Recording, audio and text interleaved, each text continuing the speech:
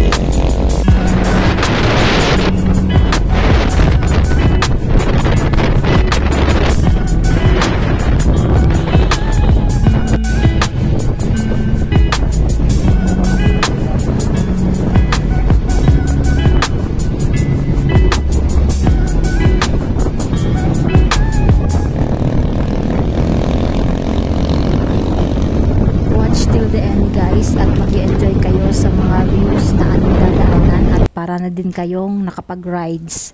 Ayan, 'di ba ang ganda ng daanan? Nakaka-refreshing yung mga view.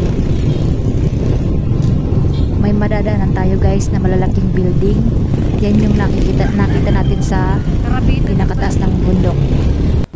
Here we go. We are entering Lemery, Batangas.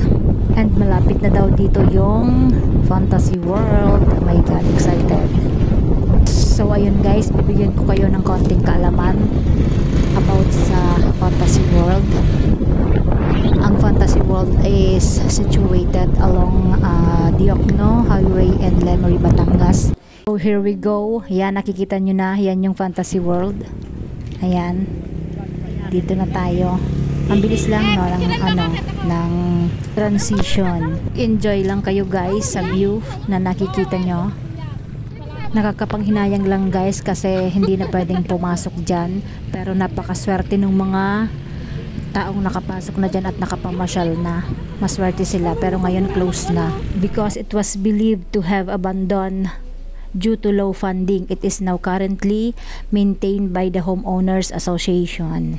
The project was expected cost 17 billion. So grabe guys, ang laki ng budget, 'di ba? Yung head kasi ng realty ay nagkasakit. So sad. Open na lang siya as a site of photoshoot. So ayun guys, hanggang dito na lang yung part 1 ng video. Abangan nyo yung part 2. Thanks, bye!